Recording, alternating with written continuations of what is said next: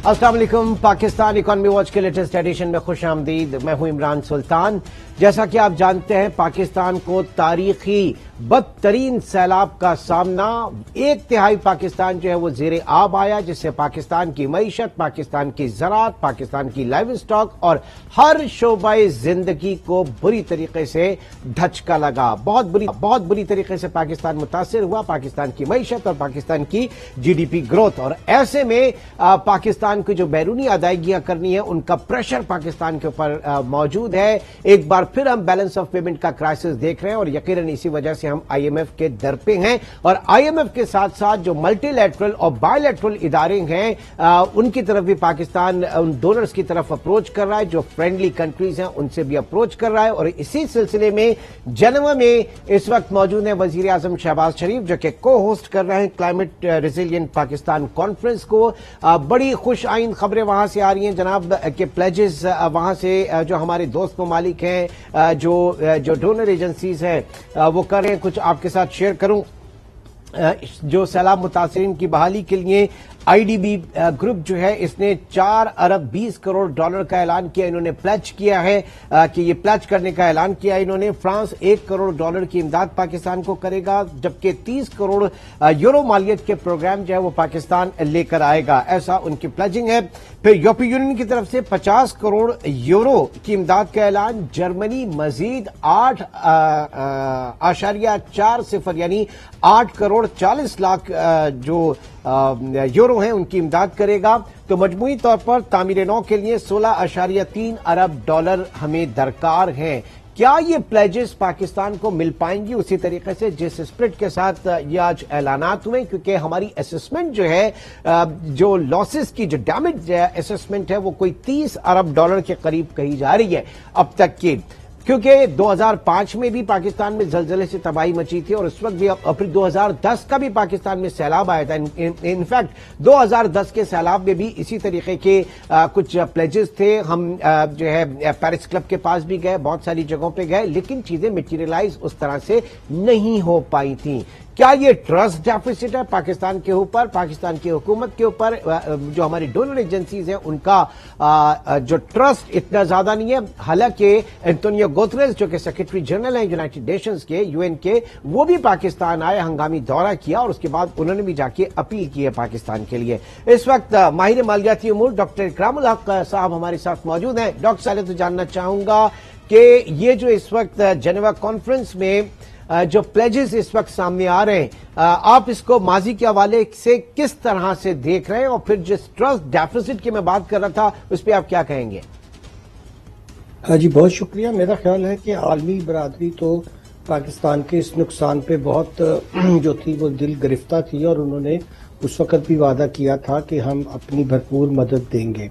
आज की कॉन्फ्रेंस में समझता हूं कि एक लिहाज से फिर उस बात का इरादा है कि आलमी बरादरी जो है वो अपना रोल अदा करने को तैयार है। मगर आपने देखा कि इस कॉन्फ्रेंस में भी वजीर आजम मोहतरम को ये कहना पड़ा कि हम एक एक पाई का हिसाब देंगे, थर्ड पार्टी ऑडिट भी करवाएंगे। जो ट्रस्ट डेफिसिट की आपने बात की, ये बहुत ही हमारे लिए अफसोस की बात होती है कि पिछले मरहलों पर भी जब हमें इस तरह की इमदाद मिली तो हम उसको सही तौर पे इस्तेमाल नहीं कर सके। यानी जो उससे हमने अपना इंफ्रास्ट्रक्चर ठीक करना था, इमदाद का यहाँ मकसद तो यही है कि ये जो बार बार हम इस तरह की हमें तकालीफ आती हैं, उससे बचने के लिए, उसका मुहासबा करने के लिए हमें कुछ करना चाहिए। मगर हम पैसे तो आ जाते हैं, मगर या तो हमारी कैपेसिटी टू अब्जॉर्ब नहीं है, या फिर हम उन चीजों को उस स्पिरिट में नहीं लेते जिसमें आलमी बरादरी लेती है। यानी कि वो कहते हैं कि बार बार इमदाद के फिर भी आपका इंफ्रास्ट्रक्चर वहीं का वहीं है। तो मेरा ख्याल है कि इमदाद तो बहुत हमें मिलेगी और मुझे पूरी उम्मीद है कि आलमी बरादरी जो भी कमिट करती है, मगर इसका दारोमदार बहुत सा इस बात पर भी है कि जब पैसे आने शुरू होंगे तो क्या हमने जो माजी में गलतियां की थी या हमने जो कोताहियां की थी और जिस तरह की हमारे से बहुत, मैं समझता हूं कि बहुत क्रिमिनल बल्कि नेग्लिजेंसीज होती रही हैं, क्या हम फिर वही करेंगे या इस दफा हम कुछ सबक सीखेंगे اور اپنے سر ہم نے سیکھا ہو نہ سیکھا ہو، لیکن جو دینے والے ہیں انہوں نے کافی سبق سیکھ لیا ہے. پھر اس کا مطلب یہ ہے کہ جو ڈونرز ہیں انہوں نے کافی سبق سیکھ لیا ہے پاکستان کے حوالے سے. ایک چیز اور کہ آپ I am F 8th review میں جب تھے اس وقت سیلاب آ چکا تھا، لیکن وہاں پہ کوئی رپورٹنگ نہیں تھی. وہ اب ہم 9th ریویو میں ساری ایڈجسٹمنٹ کرنے جا رہے ہیں ساری چیزیں، اور یہی وجہ ہے کہ ابھی تک ہم انہیں وقت بھی نہیں دے سکے، تعین نہیں کر سکے کہ 9th ریویو کب شروع ہوگا پھر کنکلوڈ ہوگا. پھر اس کے بعد بہت ساری امداد اور بہت ساری چیزیں جو ہیں وہ آئی ایم ایف سے مشروط ہوں گی. تو یہ تو ہماری اپنی لیکنگ ہے نا ان ساری چیزوں میں. بالکل صحیح فرمایا آپ نے. دیکھیے بہت عرصہ تو ہم صحیح اندازہ بھی نہیں لگا پائے تھے اور وہ بار بار ہم سے نمبر مانگ رہے تھے. پھر آپ نے دیکھا جو رپورٹ بھی مشترکہ طور پر جس میں ورلڈ بینک بھی، ایشین ڈیولپمنٹ بینک بھی، یورپین یونین بھی، سب نے مل کر جو رسک اسیسمنٹ اور جو اس کی ڈیمیج اینڈ لاس اسیسمنٹ کی ہے، جس میں 30 بلین سے بھی زائد کے نقصانات سامنے آئے ہیں.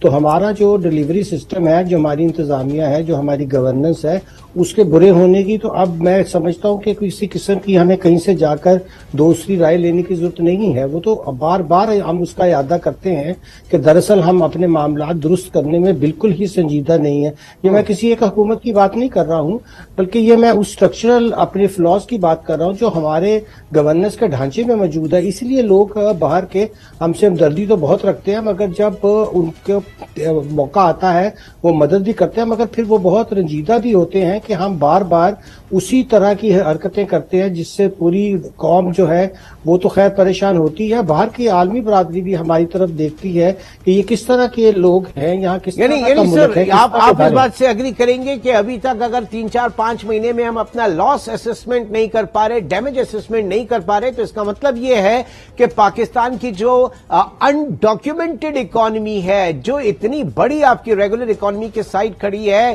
یہ اس کا سراسر نقصان ہے. آپ کو یاد ہوگا کہ جب سونامی آ رہا تھا اور اس کے بعد جاپان میں وہاں کے نیوکلیئر ریئیکٹر وغیرہ پرابلم میں آئے تھے ساری چیزیں، تو اس وقت ایک پورے ریڈیس میں پانی آ رہا تھا، چیزیں وہاں پہ ڈیمیج ہو رہی تھیں، اور اس کے بعد ان کا لاس اسسمنٹ جو ہے، کیونکہ بہت ساری بلڈنگز بقیت 99% بلڈنگز جو ہیں وہ انشورڈ تھیں، تو ان کے فگرز سامنے آ رہے تھے، ان کے ایسٹس کے فگرز سامنے آ رہے تھے. تو یہ سب سے بڑا فائدہ ہوتا ہے کسی بھی ڈاکیومنٹیشن کا. یہ لیکنگ ہے پاکستان میں. جی بالکل آپ نے صحیح جو مسئلے کی طرف اشارہ کیا ہے کہ ہم بہت عرصے سے آپ نے دیکھا کہ کتنے ریفارمز پروگرام کیے، کتنی دفعہ ہمیں ورلڈ بینک نے پیسہ دیا اور ابھی بھی دے رہے ہیں، مگر ہم نے اپنی معیشت کو دستاویزی کرنے کی، اپنی چیزوں کو ریکارڈ پہ لانے کی ہمارے ہاں ہے ہی نہیں. اور آپ دیکھتے ہیں کہ ہر سال میں 3 دفعہ تو ہم ایمنیسٹیاں دیتے ہیں. اب ایمنیسٹی کا مقصد تو ہوتا ہے کہ آپ ایک دفعہ دیں اور اس کے بعد آپ کی جو لوگ ہیں وہ اس کے اوپر عمل درآمد کریں قانون پہ، مگر یہ تو اس لیے دی جاتی ہیں شاید کہ ہم قانون پہ عمل درآمد کرنا یا اس کی رول آف لا کو ماننا اب ہماری سرشت میں ہی نہیں رہا ہے. اس سے بڑا افسوس ہوتا ہے دیکھ کر کہ سر ایک بریک کی کال ہے، بریک کے بعد آؤں گا میں اسی اہم پوائنٹس کے اوپر کہ ایمنسٹی اسکیم میں آئینی حقوق کے باوجود اب جو ہے 31 دسمبر 2022 تک جنہوں نے اپنے فورن ایسٹس کے اوپر کیپٹل ویلیو ٹیکس ادا نہیں کیا ہے، اور اس کے ساتھ ساتھ tax on deemed income basis جو ہے جنہوں نے ادائیگی نہیں کی ہے، ان کے نام اب چھاپے جائیں گے. آئینی تحفظ ہونے کے باوجود یہ چیز ہونے جا رہی ہے. ڈاکٹر اکرام الحق صاحب ہمارے ساتھ موجود ہیں. ایک چھوٹے سے بریک کے بعد دوبارہ ملتے ہیں.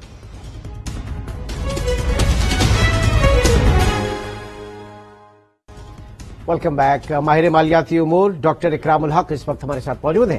ڈاکٹر صاحب، یہ جو بات کی جا رہی ہے بیرون ملک اثاثوں اور اس کے اوپر جو 31 دسمبر تک کیپٹل ویلیو ٹیکس جنہوں نے ادا نہیں کیا ہے ان کے نام اب چھاپے جائیں گے، یقینی طور سے وہ صاحب ثروت افراد ہیں، ان کو شرم دلانے کی کوشش کی جائے گی. پہلی بات تو یہ کہ کیا ایسا قانونی طور پہ ممکن ہے، کیونکہ ایمنسٹی اسکیم میں بہت سی چیزوں کو کور دے دیا گیا تھا. پہلے تو اس کے اوپر ذرا بات کر لیتے ہیں. جی، جب یہ ایسٹ ڈیکلیریشن ایکٹ پاس ہوا تھا پارلیمنٹ سے تو منی بل کے طور پر اس کو پاس کیا گیا، اور اس میں یہ اس بات کا خاص اہتمام کیا گیا تھا کہ ان کے نام جو ہیں وہ کسی کو نہیں دیے جائیں گے. اب ظاہر ہے کہ نہیں سر، وہ تو ان کے تھے نا کہ جو ڈکلیئر کر لیں گے ان کے نام کسی کو پبلش نہیں ہوں گے، وہ تو یہ تھا نا. جی بالکل. جو کہ وہ ڈیکلیریشن کا جو لا تھا اس کے ذریعے اپنے ایسٹ ڈیکلیریشن کر کے اور اپنی ایسٹس کو وائٹ کریں گے، یہ ان کو یہ تحفظ دینے کی کوشش کی گئی تھی. جی بالکل ٹھیک. اور اب جو نیمنگ شیمنگ والی جو بات ہو رہی ہے وہ ان کے لیے جنہوں نے اپنے ایسٹس ڈکلیئر نہیں کیے ہیں، یہ ان کے لیے.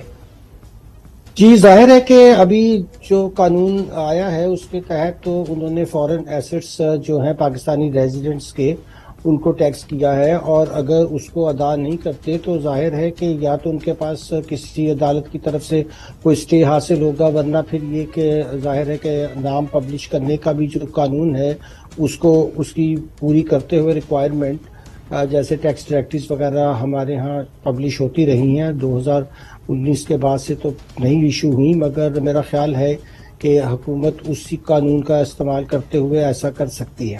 اچھا، اس کا ایک اثر کیا ہوگا؟ کیونکہ ایمنسٹی در ایمنسٹی، بریک پہ جانے سے بھی پہلے ہماری بات ہو رہی تھی کہ اگر ایمنسٹی کا یہ پرپز ہے کہ آپ جو ہے وہ فائنینشیل انکلوژن کے اندر آ جائیں، آپ ٹیکس نیٹ کے اندر آ جائیں اور پراپر اپنے ڈاکیومنٹ کر لیں، دستاویز کر لیں، تو وہ بہتر ہے. کیونکہ کہا یہ جا رہا ہے کہ تقریباً صرف دبئی کے اندر پاکستانیوں کی 25 سے 30 ارب ڈالر مالیت کی پراپرٹیز ہیں. وہاں پہ ان کے پاس چین کی چین ہے فلیٹس کی، جس میں سے صرف 2 ارب ڈالر کا ڈکلیئر ہوا ہے پاکستان میں. 28 ارب ڈالر والے بڑے مزے سے بیٹھے ہوئے.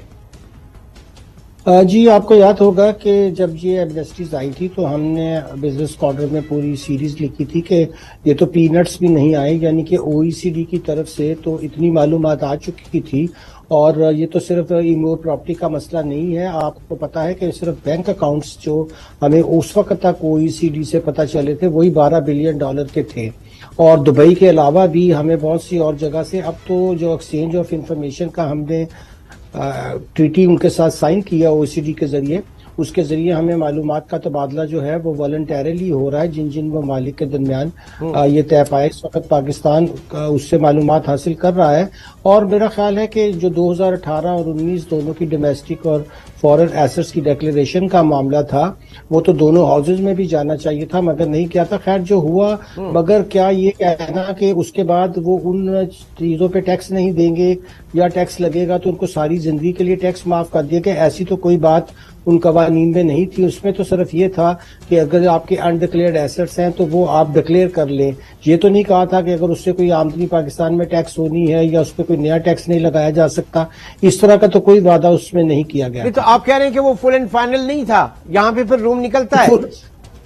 جی فل اینڈ فائنل تو اس حد تک تھا کہ جب تک وہ ڈکلیئر نہیں ہوا تھا اس سے پہلے کی اگر اس کے اوپر کوئی ٹیکس لائبلٹی تھی تو وہ فل اینڈ فائنل تھی. فیوچرسٹک تو وعدہ نہیں کیا گیا تھا کہ آنے والے ساری زندگی میں ان کے اوپر کوئی نیا ٹیکس نہیں لگے گا. لیکن سر ہم نے یہ بھی دیکھا کہ اس وقت جو ایک آئینی تحفظ دیا گیا تھا، بعد میں ثاقب نثار صاحب نے کال بھی کر دیا تھا لوگوں کو، اور یہ بھی معاملہ ہوا تھا کہ جن لوگوں نے بینیفٹ اٹھایا ہے اس ایمنسٹی سے ان کے نام بھی سامنے آ گئے تھے.